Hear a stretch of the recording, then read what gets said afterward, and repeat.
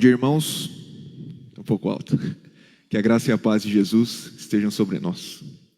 Vamos então dar continuidade às nossas aulas a respeito da virtude da fé. Antes de nós começarmos, os irmãos se lembram o que nós vimos na semana passada? Qual foi o tema da nossa lição? Podem conferir aí se quiser.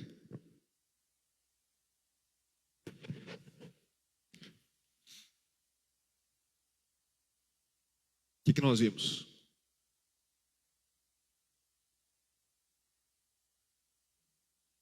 Qual foi a lição?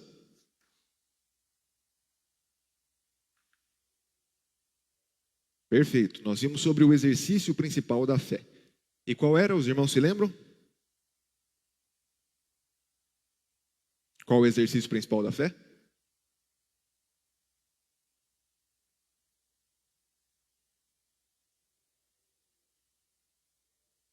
Exatamente, contemplar a glória de Cristo Jesus. Nós vimos que aquilo que a nossa fé tem como seu exercício principal é contemplar a glória do nosso Senhor Jesus Cristo, pelos olhos da fé. A razão disso é que o principal alvo da nossa vida é contemplarmos a Deus face a face. Nós vimos que essa é a visão beatífica, ou seja, a visão dos bem-aventurados no céu.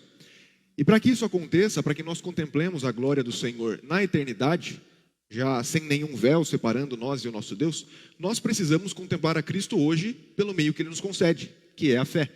E quando nós contemplamos a Cristo Jesus, nós somos então transformados à sua imagem e nós vivemos de acordo com a sua vontade.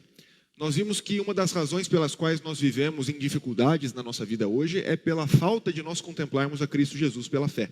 A falta de nós vermos a Cristo, termos a Ele como o exercício principal da fé, e por isso nós somos conduzidos muitas vezes a viver segundo os nossos desejos e não segundo o desejo de Cristo Jesus. Um dos exemplos que nós vimos a respeito disso é a nossa visão a respeito da morte. Por que é que tantos cristãos têm medo da morte? Justamente porque não contemplam a Cristo Jesus. Justamente porque ao invés de observarem a morte à luz daquilo que Cristo nos ensinou, preferem observar a morte à luz da sua própria vida. E se nós contemplássemos a Cristo Jesus, nós observaríamos a morte não como simplesmente uma maldição imposta pelo pecado, mas como um meio pelo qual nós nos unimos a Cristo de forma mais plena. Deus nos concede a morte como uma bênção. E por isso, quando nós contemplamos a Cristo, nós temos a nossa mentalidade transformada. Nós enchemos a nossa vida daquilo que é o próprio Cristo Jesus, daquilo que Ele deseja para nós, e nós somos então conformados à sua imagem. Nesse sentido, irmãos, nós vimos que a fé é uma graça assimiladora. O que isso significa? Que quando nós contemplamos a Cristo pela fé, nós somos conformados à imagem daquele que nós olhamos. Nós assimilamos a Cristo em nós e nos tornamos parecidos com Ele. Então nós até vimos a ilustração do camaleão. Assim como o camaleão observa determinada cor e é transformado naquela cor, nós, quando observamos a Cristo, somos transformados à sua imagem. A aula de hoje é a aula de número 10. Qual é o princípio da nossa obediência? Qual é o princípio da nossa obediência? Nós vamos observar que a fé que nos santifica é o princípio da nossa obediência. A fé, que é o que nós estamos estudando, ela nos traz santificação e nesse sentido é ela que é o princípio da nossa obediência. É muito importante nós considerarmos essa verdade, uma verdade que nós já antecipamos em algumas aulas, mas que nos mostra que sempre a nossa obediência surge como resposta àquilo que veio antes em nós, aquilo que Deus nos concedeu. A razão disso é que quando nós invertemos a ordem, colocamos a obediência em primeiro lugar, nós não compreendemos corretamente aquilo que é a vida cristã. Mas, por outro lado, quando nós consideramos o valor da fé, o que ela gera em nós, nós então somos capacitados a obedecer ao Senhor. Aqui nós temos uma ilustração de Moisés segurando a tábua dos 10 mandamentos. Eu coloquei essa imagem porque, em suma, a obediência que nós devemos ao Senhor é resumida nos 10 mandamentos. Nós vamos observar com mais clareza isso quando nós estudarmos a virtude do amor.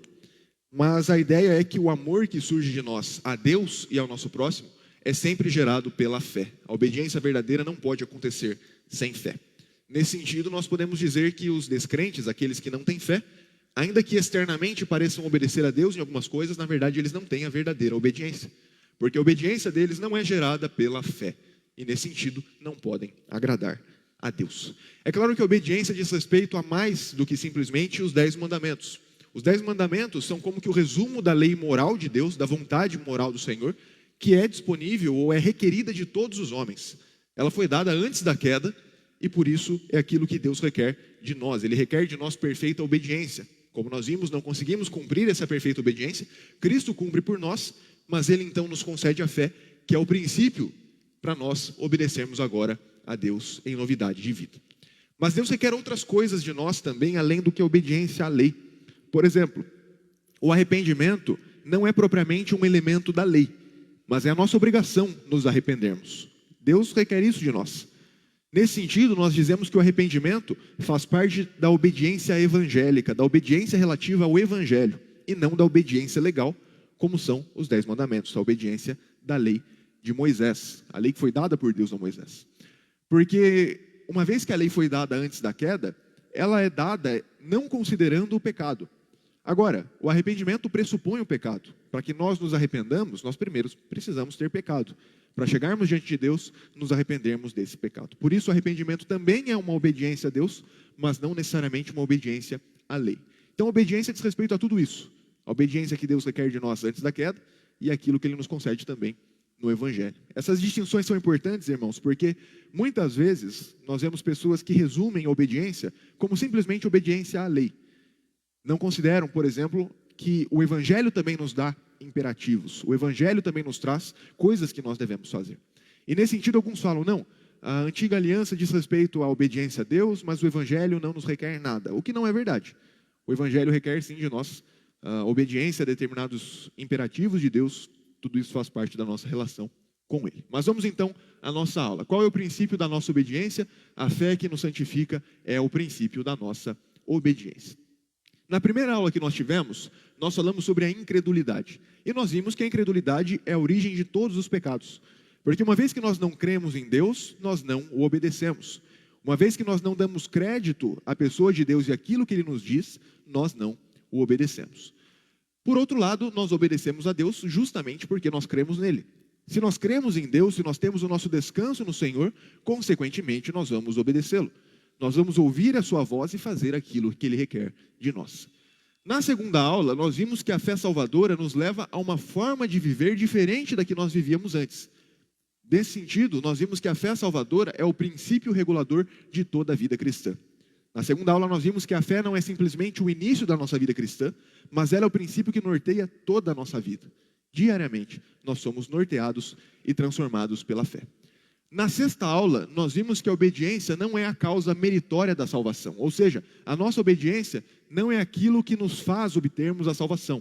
Pelo contrário, uma vez que nós recebemos a salvação, nós agora vivemos as boas obras como caminho da posse da vida eterna. As obras são sim necessárias na vida do cristão, não como causa meritória, não como aquilo que Deus considera para nos salvar, mas como o caminho que Ele preparou para que nós sejamos santificados, para que nós sejamos conformados à imagem de Cristo Jesus. Na oitava aula, nós vimos que a fé não é considerada como justiça, ou seja, não é a fé que entra no lugar das obras para ser considerada por Deus, mas a justiça de Cristo sim é a causa meritória da salvação. É porque Ele obedeceu em nosso lugar que nós somos considerados justos diante de Deus. Vimos isso na aula de número 6. E hoje nós vamos explorar com mais profundidade a relação que há entre fé e obediência. E o que as Escrituras nos mostram? Que a fé é o princípio do qual deriva a nossa obediência para com Deus. Essa fé que Deus nos concedeu, a fé que nos é dada como um dom outorgado pelo Espírito Santo, é ela que será o princípio, aquilo que vai motivar, aquilo que vai basear a nossa obediência diante de Deus. Vamos ver o que as Escrituras nos dizem. Alguém lê para mim, por favor, Romanos 14, 23? Quem puder abrir e ler Romanos, capítulo 14, verso 23.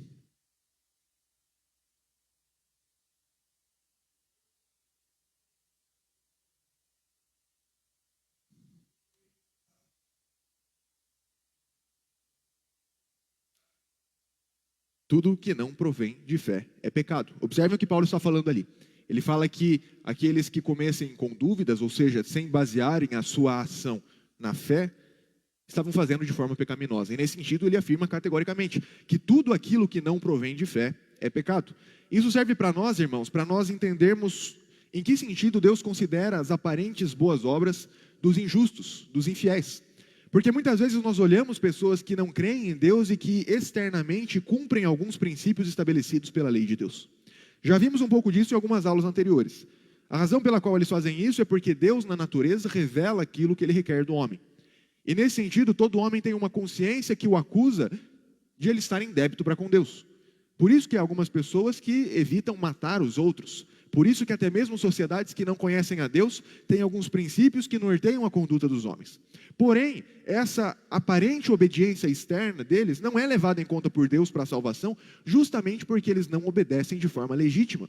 Eles não obedecem a Deus porque eles temem a Deus, mas talvez porque eles temem algum tipo de condenação, ou porque eles foram ensinados culturalmente a seguir tudo isso, ou talvez pela própria promoção pessoal deles. Não, eu sou um homem virtuoso, eu não faço essas coisas. Mas o grande problema é que o texto de Paulo nos mostra aqui que tudo aquilo que não provém de fé é pecado. Até mesmo a aparente obediência externa dos ímpios e incrédulos é pecado, porque não é feita com a motivação e com o princípio correto, que é a fé. Nenhum deles obedece à lei para agradar a Deus. Nenhum deles obedece à lei porque entende que Deus estabeleceu uma ordem na qual os seus filhos deveriam ser semelhantes a Ele. E nesse sentido, eles pecam contra o Senhor. As Escrituras dizem, tudo que não provém de fé é pecado. Por quê? Porque a fé é o princípio que norteia a obediência correta ao Senhor.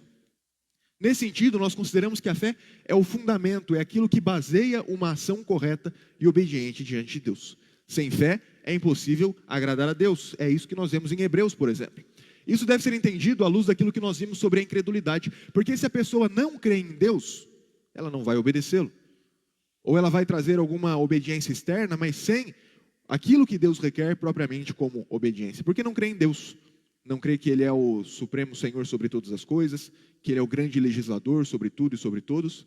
Nesse sentido, a incredulidade é o que leva à desobediência. Então, nós devemos entender a relação entre fé e obediência nesses termos, porque se eu creio em Deus, eu vou obedecer aquilo que Ele me diz, mas também em termos de santificação.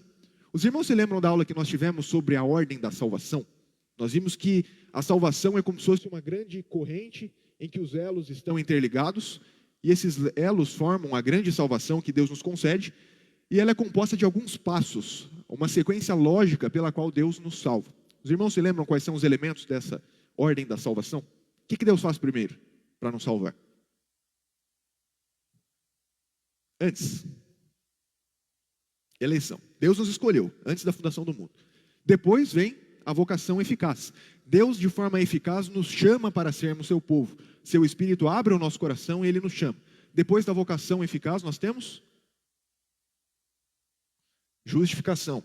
A fé nos faz sermos considerados justos diante de Deus. Nós estamos diante do tribunal de Deus. Deus então não mais considera que nós somos culpados, porque Ele não olha a nossa justiça. Ele olha a justiça de Cristo. Depois da justificação, adoção. Além de nos livrar da culpa, Ele nos leva à sua própria casa. Ele nos faz seus filhos. Antes nós éramos condenados, Ele nos faz justos e filhos do Senhor. Somos adotados na família de Deus. Depois da adoção, santificação. A santificação se segue necessariamente após sermos justificados e adotados por Deus. Deus inicia em nós um processo pelo qual nós somos feitos parecidos com Cristo. O nosso pecado é mortificado e nós somos vivificados em espírito. Somos feitos agora, somos continuamente feitos à imagem de Cristo Jesus. Até chegar ao último passo, que é a glorificação. Quando aí sim, seremos plenamente parecidos com Cristo Jesus. Quando não haverá mais pecado em nós, e a salvação então estará completa diante do Senhor. Então, nesse sentido, a fé que nos é dada por Deus na vocação eficaz, que nos justifica, é também um elemento que é pressuposto quando nós falamos sobre santificação.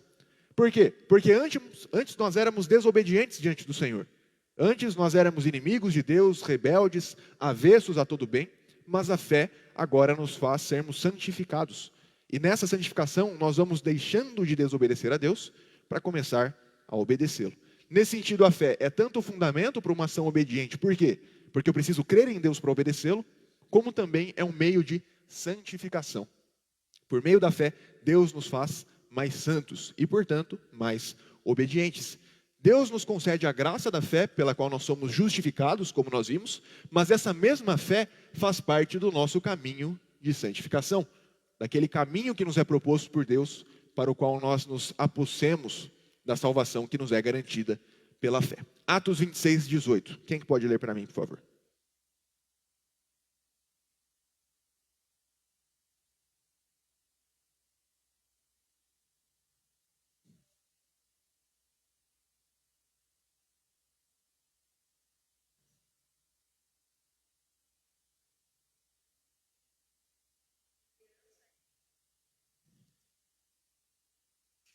a fim de que obtenham a herança daqueles que são santificados pela fé. O objetivo da salvação que Deus nos concede é para que nós obtenhamos a herança que está reservada aos que são santificados pela fé. A fé é um elemento fundamental quando nós falamos sobre santificação.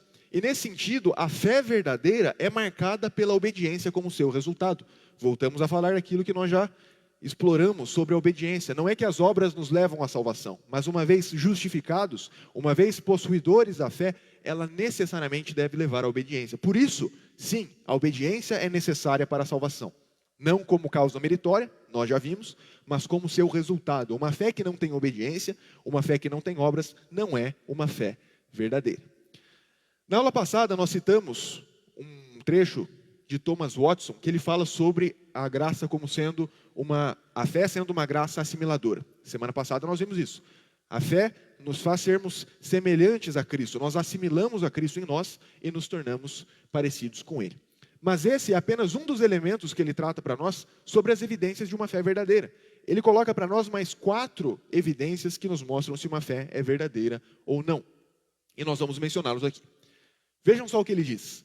Bem, então como podemos saber se uma fé é verdadeira? Se essa fé é de fato uma fé verdadeira? Pelos seus nobres efeitos, em primeiro lugar. A fé é uma graça que valoriza Cristo, ele valoriza muito. Para vós que credes, ele é precioso, diz a palavra de Deus. Será que damos grande valor a Cristo? Estaríamos dispostos a trocar a cunha de ouro pela pérola preciosa? Então a primeira coisa, a primeira evidência que nos traz a fé como sendo uma fé verdadeira é o fato de que ela nos leva a valorizar a Cristo acima de todas as coisas. Isso tem um pouco a ver com o que nós vimos na semana passada. Não basta simplesmente contemplar a Cristo. Precisamos contemplar a Cristo acima de todas as outras coisas. Ele é a pérola preciosa de grande valor da qual o Evangelho fala. Aquela pérola que a pessoa da parábola vendeu tudo o que tinha para obtê-la, porque ela é mais valiosa do que qualquer outra coisa. Então, uma fé verdadeira é uma fé que nos leva a valorizar Cristo acima de todas as coisas. Essa é a primeira evidência de uma fé verdadeira, ligada ainda àquilo que nós vimos na aula passada. Além disso, a fé é uma graça refinadora. E esse trecho aqui, da fala do Thomas Watson, está no livro aí, os irmãos provavelmente a leram. Ele diz assim: o mistério da fé em uma consciência pura, a palavra de Deus fala sobre a fé nesse sentido. A fé está na alma como fogo entre os metais. Ela refina e purifica. A moralidade pode lavar o exterior. Aqui ele está falando sobre aquela obediência que é apenas externa, apenas aparente. Mas a fé lava o interior, tendo purificado os seus corações pela fé, diz a palavra de Deus. A fé torna o coração uma sacristia, ou santo dos santos. A fé é uma graça virgem, embora não tire a vida do pecado, mas tira o amor pelo pecado. Examinem se o coração de vocês é uma fonte impura, que emite lama e sujeira, orgulho e inveja. Se há legiões de desejos em sua alma, não há fé. A fé é uma planta celestial que não crescerá em um solo impuro. Então, uma das coisas que a fé faz em nosso coração é nos purificar do amor pelo pecado. Uma fé verdadeira é evidenciada à medida em que nós passamos a abominar a desobediência, que nós passamos a abominar o pecado e ter desejos puros e santos, desejo pela nossa santificação. E nesse sentido, o Thomas Watson compara a fé como sendo o fogo que purifica os metais, que tira os metais, as suas impurezas. Aquilo que nós vemos quando o metal está sendo derretido, está sendo purificado em um crisol, nós temos as impurezas que ficam por cima, que são retiradas, e apenas o metal puro é o que fica. Essa é a ideia do que a fé nos faz. Ela purifica o nosso coração, como os metais são purificados.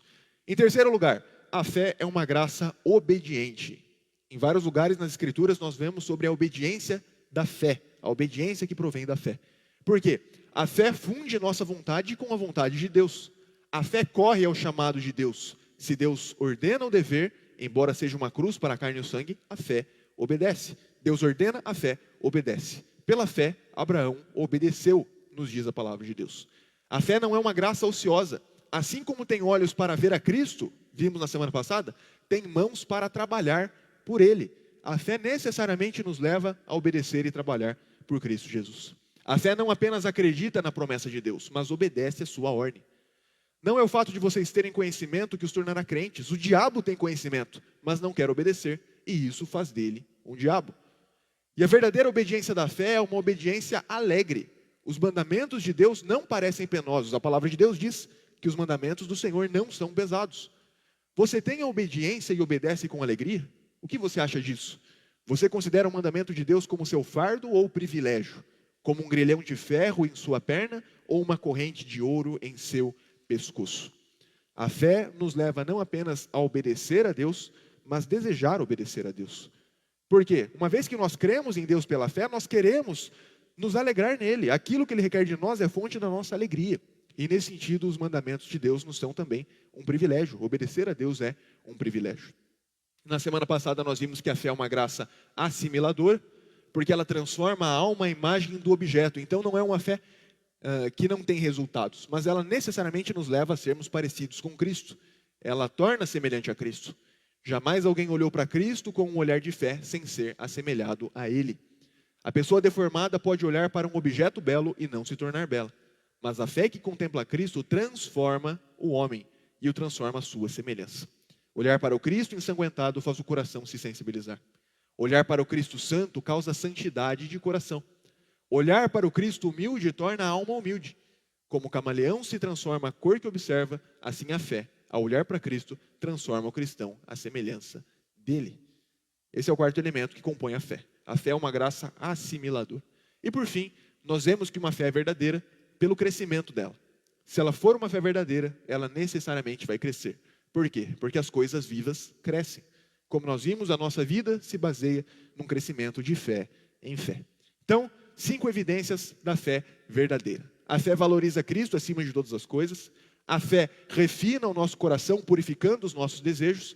A fé gera obediência alegre dos mandamentos de Deus. A fé nos faz parecidos com Cristo Jesus e a fé cresce. 5 coisas que estão relacionadas à fé e à obediência. A obediência vem necessariamente como resultado de todas essas coisas, porque nós somos purificados, fomos feitos semelhantes a Cristo, porque valorizamos a Cristo, queremos nos alegrar nele e porque a fé cresce. Deixamos de desobedecer à medida em que nós crescemos na fé. 5 evidências de uma fé que é verdadeira. Assim, além de ser uma graça assimiladora, como nós vimos na semana passada, a fé também é uma graça refinadora e obediencial. 2 palavras aqui que nós podemos guardar sobre os efeitos da fé. A fé nos faz sermos semelhantes a Cristo, porque nós assimilamos a Cristo. A fé nos refina, somos purificados daquilo que é pecado em nosso coração, das nossas iniquidades, e ela também nos faz obedecer com alegria. Então, uma fé que não tem efeitos não pode ser considerada uma fé verdadeira. A fé verdadeira necessariamente nos levará a essas graças. Esse aspecto da purificação que nós vimos no segundo ponto é trazido nas Escrituras pela analogia do crisol. Nós já falamos. Alguém lê para mim, por favor, o Salmo 66, versos 10 a 15. Salmo 66, 10 a 15.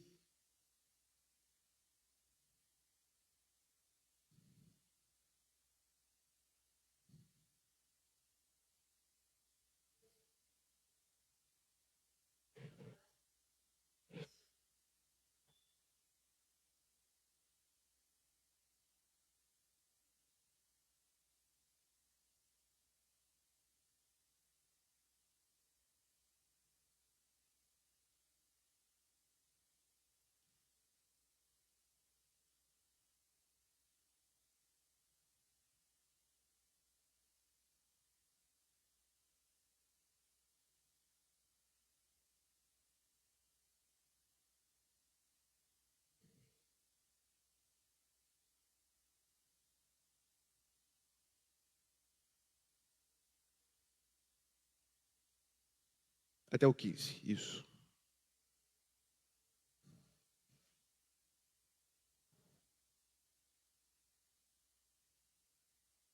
Perfeito. O que nós temos aqui, irmãos? Observem o que o salmista está falando. Ele começa dizendo que Deus o provou.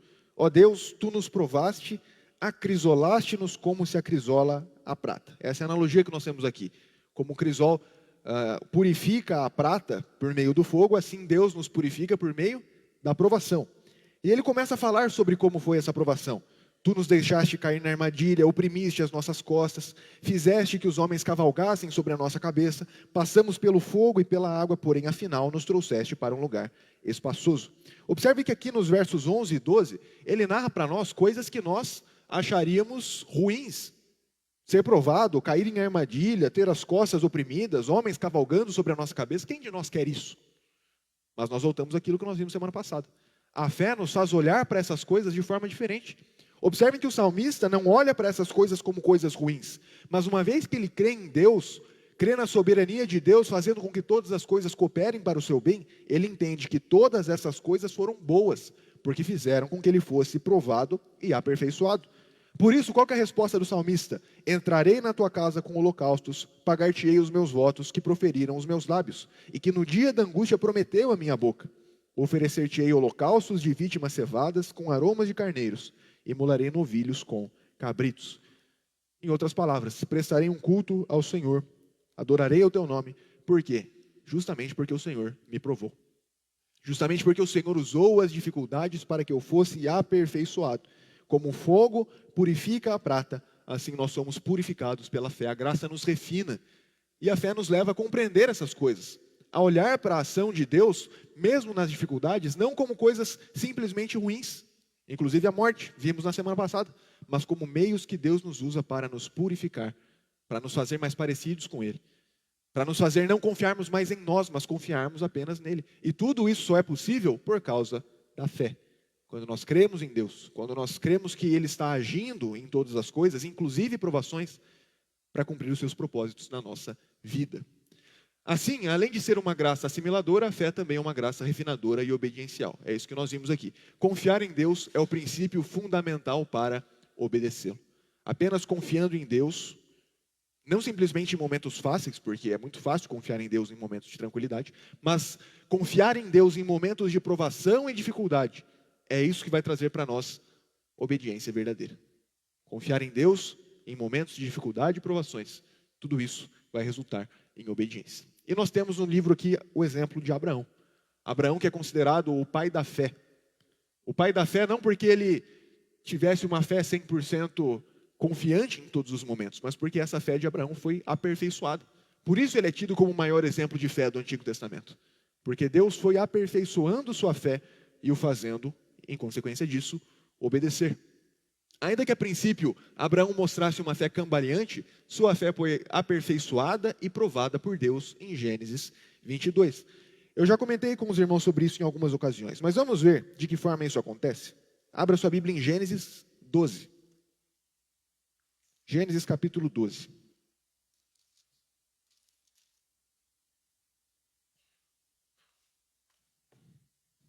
De Gênesis 12 a Gênesis 22, nós temos esse progresso de santificação ou de aperfeiçoamento da fé de Abraão. Em Gênesis 12, nós temos a ordem do Senhor a Abraão. Sai da tua terra, da tua parentela e da casa de teu pai, e vai para a terra que te mostrarei. De ti farei uma grande nação, e te abençoarei e te engrandecerei o nome. Sê tu uma bênção. Abençoarei os que te abençoarem e amaldiçoarei os que te amaldiçoarem. Em ti serão benditas todas as famílias da terra. Em Gênesis 12 nós temos a primeira promessa feita por Deus a Abraão. Ele deveria, para isso, abandonar a casa dos seus pais. Deveria seguir uma caminhada de fé, aqui no capítulo 12. Como consequência disso, ele seria abençoado e sua descendência seria numerosa. Teria filhos, teria uma grande nação, mesmo sendo um homem de idade avançada. Mas nós vimos que no verso 4, ainda que Abraão tenha crido, ele ainda tinha dúvidas, porque o verso 4 diz: partiu, pois, Abraão, como lhe ordenara o Senhor, e Ló foi com ele.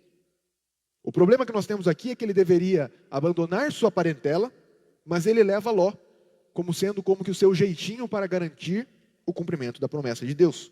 Tanto é que no capítulo 13, Deus faz com que Abraão e Ló se separem, porque Ló não deveria ter ido com ele. Ló ter ido com ele era uma demonstração de que ele não estava crendo perfeitamente em Deus.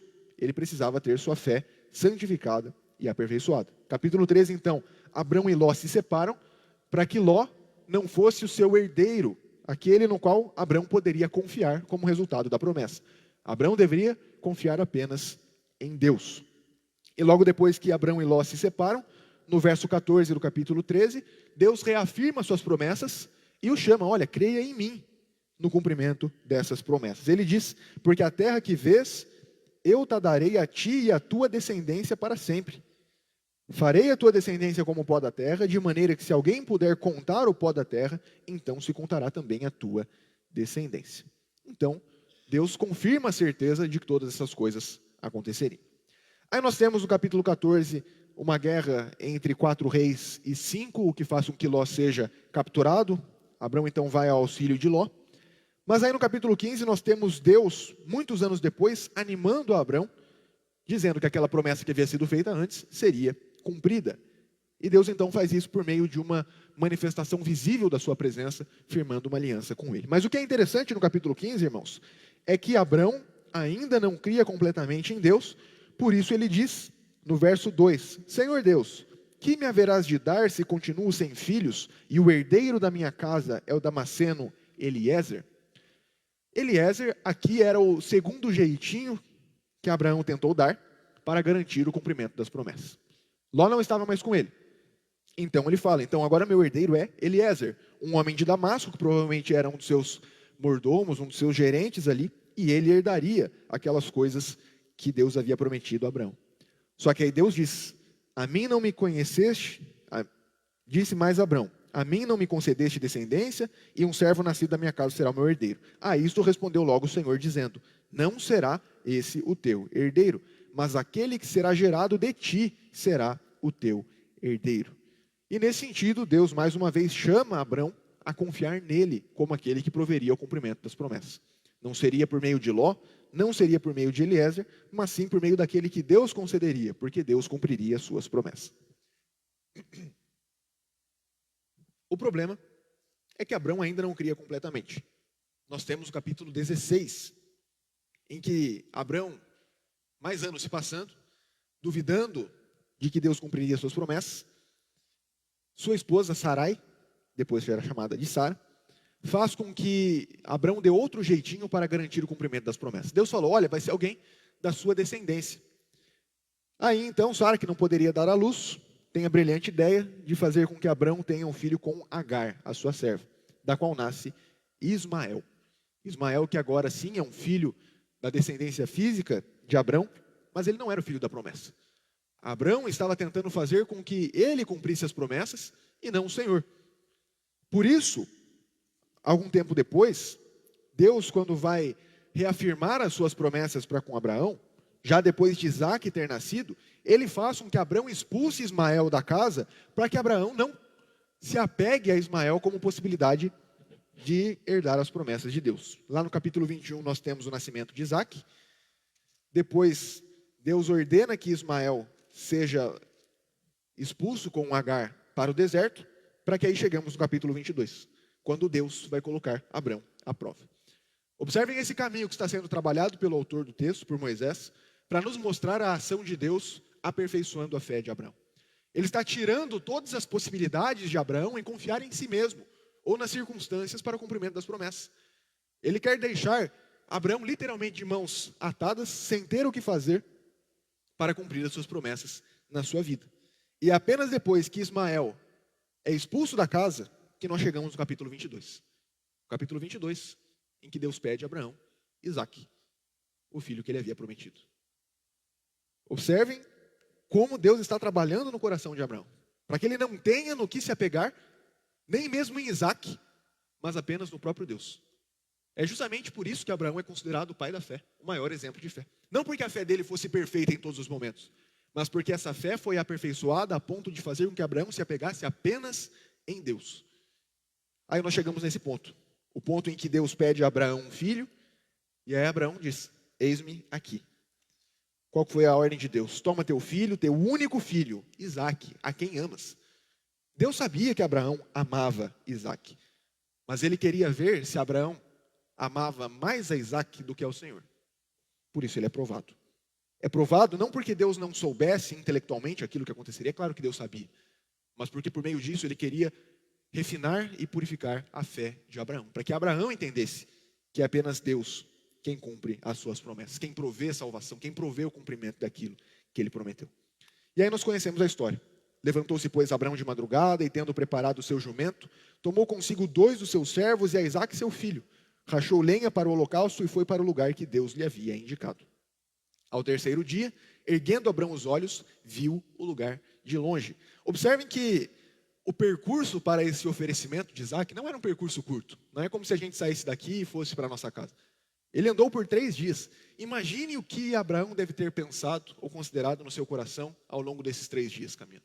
Com Isaac ao seu lado, tendo ouvido Deus há 3 dias atrás, mas o texto não fala que Deus continuou falando com ele ao longo do texto.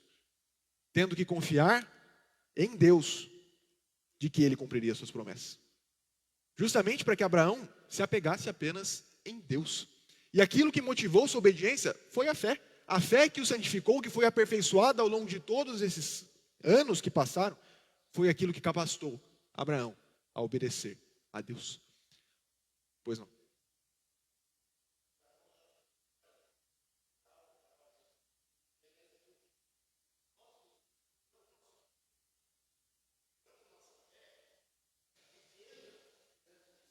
Sim. Não.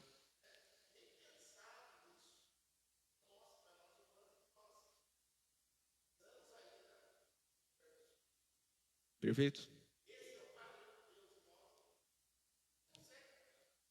Não. Por isso é uma obra sobrenatural de Deus.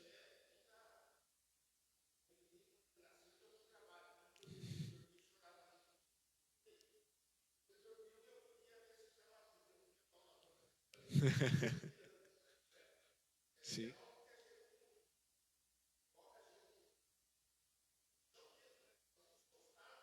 Não. É verdade. A disposição para isso. É. Porque de fato o texto diz que Abraão estava para imolá-lo mesmo, né? Se Deus não intervisse, ele teria de fato matado, consumando o ato. É. É. Sim. Perfeito. E aí que a gente vê a ligação entre fé e obediência, né? Ele só pôde obedecer porque ele cria em Deus mesmo. Ele cria em Deus mais que todas as coisas, que é um dos efeitos que a gente viu. Valorizar a Deus acima de todas as coisas. É. Não, não dá. Não dá mesmo.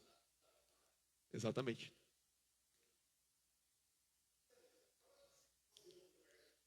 Sim, exatamente.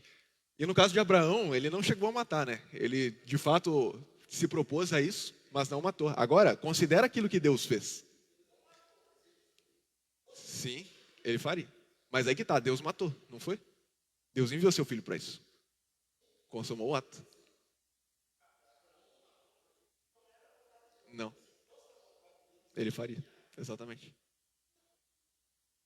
Aham, perfeitamente. É isso mesmo. Então, aquilo que motivou a obediência foi justamente a fé que o aperfeiçoou, que foi aperfeiçoada por Deus nele. Aquilo que Deus exige de nós, irmãos, é sempre claro e direto, como foi para Abraão. Nós é que costumamos trazer dificuldades para aquilo que Deus exige. Alguém lê para mim, por favor, Eclesiastes 12, versos 13 e 14?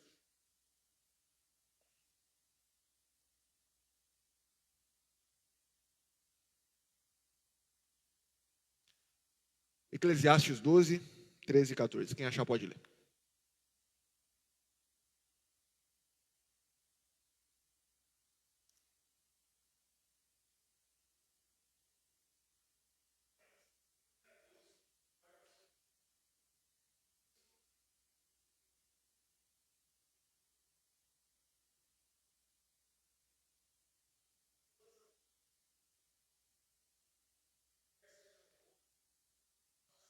Observem o que Salomão nos diz aqui. Depois de fazer toda aquela discussão sobre a vida, sobre a nulidade das coisas, sobre como a vida é passageira, trabalho, família, qual que é a suma de todas essas coisas? Ele fala: temer a Deus e guardar os seus mandamentos, porque isso é dever de todo homem.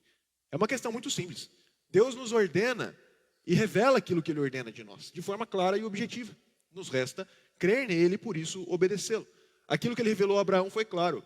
Deus não queria simplesmente a morte do seu filho. Afinal, a gente sabe que Deus abomina o sacrifício humano. Mas o que Ele queria de Abraão era confiança. Da mesma forma, Deus requer a mesma coisa de nós. Ele requer que nós confiemos nele. A gente vai para a nossa segunda aula. O que a gente viu que era a fé salvadora? A fé salvadora não é simplesmente nós crermos em algumas proposições. É claro que crer em doutrinas específicas faz parte da fé. Mas em última instância, e principalmente, a fé é a fé em alguém. É o descanso no nosso Deus fiel em Cristo Jesus. Foi o que nós vimos na segunda aula. É descansar em Deus. Descansar significa não se preocupar com qualquer outra coisa, senão em Deus, naquele em que nós descansamos. Foi justamente isso que Abraão fez.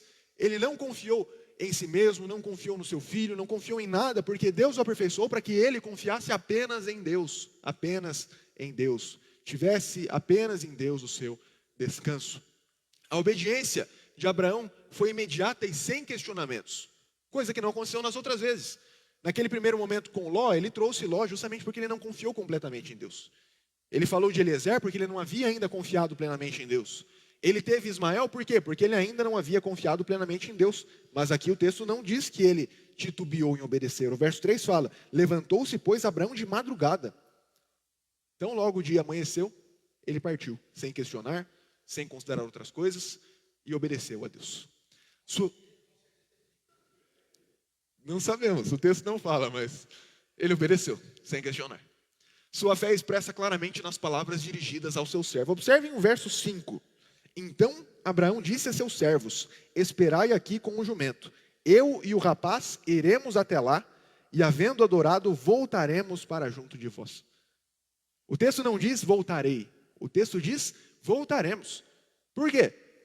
Porque ele se lembrou da promessa que Deus fez. Deus falou que em Isaac seria chamada a sua descendência. E mesmo que Abraão precisasse matar a Isaac naquele momento, ele saberia que Deus cumpriria as suas promessas. Ele não sabia como, mas Deus cumpriria. Aqui ele aprendeu a confiar em Deus, e apenas em Deus.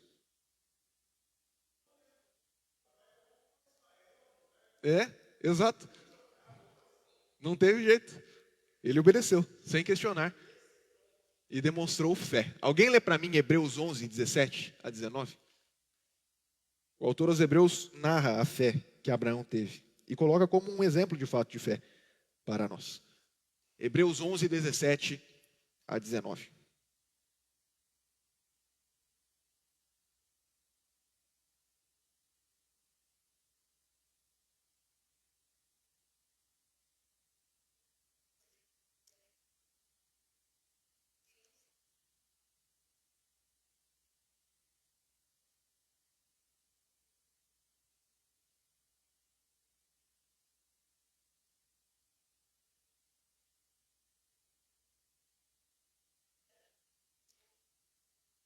Observem, o texto diz que ele considerou que Deus era poderoso até para ressuscitá-lo dentre os mortos, mas que ele cumpriria o que ele havia dito: em Isaque será chamada a tua descendência. Ele de fato confiou em Deus. Pela fé, ele ofereceu Isaque. O texto diz no verso 17 que ele ofereceu Isaque. Ele não chegou a matar, mas de fato em seu coração, pela fé que ele tinha em Deus, ele já havia entregue Isaque a Deus. Por isso o texto diz: quando posto à prova, ofereceu Isaque. Estava mesmo para sacrificar o seu unigênito, aquele que acolheu alegremente as promessas, a quem se tinha dito: em Isaque será chamada a tua descendência. Porque considerou que Deus era poderoso até para ressuscitá-lo dentre os mortos. E de fato, no seu coração, Isaque já havia sido morto. Quando ele sai da terra em que ele estava para ir até o Monte Moriá, ele já havia entregue Isaque ao Senhor. E esses 3 dias, Isaque estava como que morto, até que ele chegasse no monte e Deus então intervisse para trazer o cordeiro e mostrar que é Deus quem provê a sua parte no cumprimento da aliança. Mas aquilo que motivou a sua obediência foi sua fé em Deus e nas suas promessas. Ele creu apenas em Deus. Ele não creu em Isaque como meio de cumprimento das promessas. Ele creu em Deus que havia prometido, apenas nele. Sua fé venceu suas emoções e dúvidas passageiras que poderiam ter passado em seu coração durante o percurso. Talvez aquilo que ele havia pensado ao longo do percurso pudesse trazer alguma dúvida, mas imediatamente a sua fé evitou com que essas dúvidas fossem consumadas. Por quê? Porque ele confiava apenas em Deus. E aí o nosso autor aqui traz a citação de um outro puritano, que ele fala que viver pela fé significa confiar na palavra de Deus em todos os estados e condições, com o pleno propósito de ser guiado por ela, até que as coisas boas nela contidas sejam realizadas de forma plena. A fé diz respeito a olhar para coisas boas contidas na promessa de Deus que ainda não se concretizaram, o que inclui passar pelos momentos de dificuldade qualquer condição e estado com uma fé confiante na palavra de Deus e unicamente na palavra de Deus. E aí que nós vemos o valor da fé que Deus nos concede. Por quê? Porque a fé em momentos fáceis e tranquilos é muito fácil. É uma fé que não é provada, mas a fé verdadeira é uma fé que Deus prova por meio de dificuldades. É assim que Ele nos purifica. É assim que Ele nos tira os ídolos nos quais nós confiamos, para confiarmos apenas nele. Por isso que a fé é o princípio da nossa obediência. Porque é por meio da fé que nós ouvimos e confiamos na palavra de Deus e desejamos viver para Ele. Não questionando, simplesmente obedecendo, porque seus mandamentos são claros e objetivos. Deus então, no momento certo, proveu o substituto. Deus proveu aquele cabrito que apontava para a obra e sacrifício de Cristo Jesus, o que nos faz olhar para o próprio Cristo. Cristo que também obedeceu em nosso favor. Uma obediência que em Cristo também foi motivada pela fé. Se Abraão é para nós um grande exemplo de fé, quanto mais nosso Senhor Jesus Cristo, aquele que creu na promessa que Deus o fez antes da fundação do mundo, de que ele receberia um povo, de que ele seria exaltado, e por isso passou pela maior provação ao longo de sua vida. Não sendo merecedor de nada, ele passou por sofrimentos, por tribulações, foi zombado pelos homens até passar pela morte de cruz.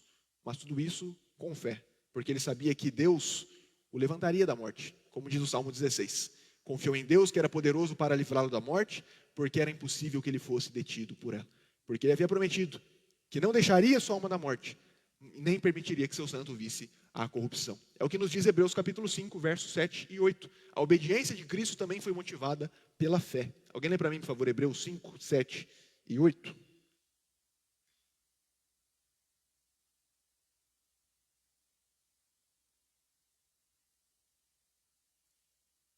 Hebreus capítulo 5, versos 7 e 8.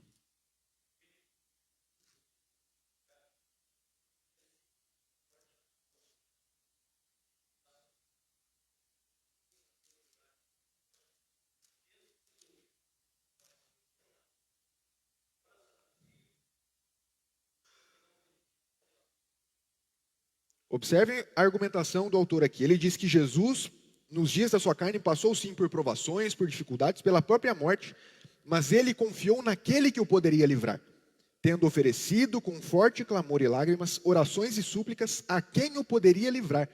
E o texto diz, tendo sido ouvido por causa da sua piedade. A fé que Cristo teve no Senhor é a fé que lhe foi aperfeiçoada, levada à plenitude, de modo que o verso 8 diz que, embora sendo filho, aprendeu a obediência pelas coisas que sofreu. E aí o verso 9 conclui, e tendo sido aperfeiçoado, tornou-se autor da salvação eterna para todos que lhe obedecem. A fé de Cristo Jesus é estabelecida como padrão para a nossa própria fé. Porque Cristo, como sendo aquele que creu em Deus, foi aquele que recebeu também, em primeiro lugar, as promessas que Deus lhe havia feito. Ele obedeceu ao Senhor justamente porque ele teve fé no seu Senhor. E nesse sentido, nós também, unidos a Cristo, somos chamados a ter a mesma fé naquele que pode cumprir as suas promessas para nós, pode nos livrar da morte, da condenação, e assim sejamos motivados à obediência, mesmo em meio à morte, mesmo em meio aos sofrimentos, tribulações, aprendendo a obediência pelas coisas que nós sofremos. Assim, Abraão confiou sem vacilar na palavra de Deus, nas circunstâncias mais difíceis, e foi guiado pelo mandamento, pela palavra e promessa de Deus. Ele viu coisas boas serem realizadas, ou seja, o recebimento de volta de seu filho dentre os mortos. Ele ansiou pela ressurreição de Isaac, se isso fosse necessário. Mas tudo isso aconteceu por quê? Porque ele viveu pela fé. O autor aos Hebreus nos lembra, sem fé é impossível obedecer a Deus ou agradá-lo. É impossível obedecer a Deus ou agradá-lo sem fé. E nesse sentido, o nosso autor traz a citação de um pastor mais recente, Benjamin Warfield, e ele diz, isso não significa, é claro, que em relação a eles, a fé tenha tomado o lugar da obediência. Não é como se a fé entrasse no lugar da obediência, vimos isso na semana retrasada. Todo compromisso pessoal com Deus que não se demonstrasse em obediência a Ele seria contraditório. E o teste da fé pela obediência seria, portanto, uma característica marcante da narrativa patriarcal. Mas significa que a fé que os caracterizava servia de pré-condição da obediência. Para que servia então a fé? Aos patriarcas, também depois ao povo de Deus no deserto e a nós hoje, como pré-condição da obediência. A obediência como teste, como a prova que aperfeiçoa a nossa própria fé. A fé, então, é o fundamento da obediência de todo servo de Deus, como foi de Abraão, como foi do povo no deserto, como foi de Cristo, também é o fundamento da nossa obediência. Nosso autor diz que Abraão se tornou um homem melhor, ou seja, mais semelhante a Cristo Jesus, após essa provação do que antes. Ele já havia sido provado em outros momentos, uma fé fraca que foi sendo aperfeiçoada até esse teste final. Não só a sua fé foi vindicada, ou seja, confirmada por Deus, mas também ele experimentou mais da misericórdia e do amor de Deus do que nunca no processo da provação. Ou seja, as provações são meios que Deus usa para que nós também experimentemos mais sua misericórdia e seu amor. E como resultado, Abraão expressou mais amor a Deus do que antes. Deus demonstra o seu amor na provação para que a fé seja aperfeiçoada e nós também demonstremos amor a Ele. Toda a nossa vida deve ser guiada pela fé se quisermos ser obedientes ao chamado de Deus. O chamado divino, como vemos nas Escrituras, às vezes é tão difícil que a obediência seria impossível à parte da fé em Deus. Obedecer a Deus quando Ele pede o seu filho certamente é muito difícil.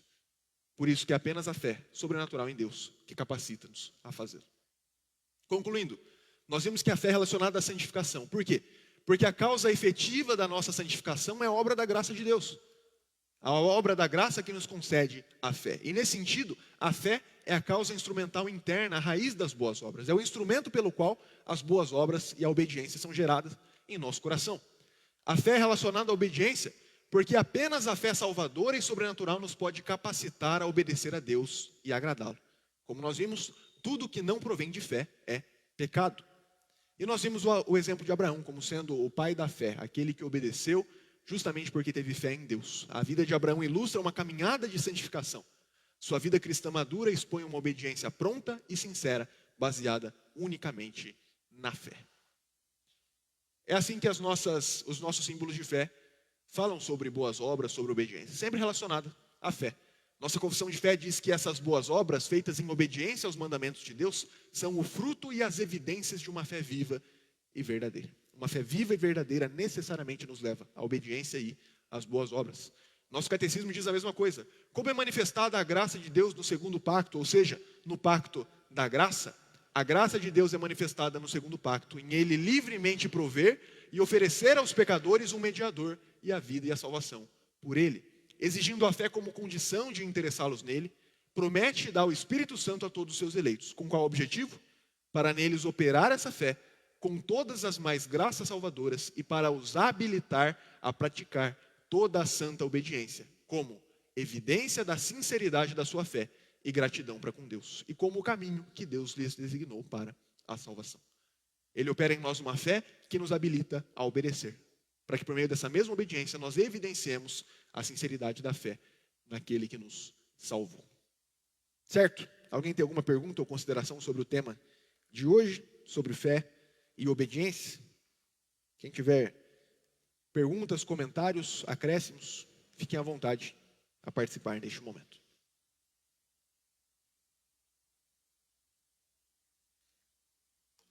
Tudo bem? Então, qual é o princípio da nossa obediência? A fé que nos santifica é o princípio da nossa obediência. Na semana que vem nós vamos estudar a pergunta de número 11, que é: além de ser o objeto da nossa fé, Jesus também é o padrão de nossa fé?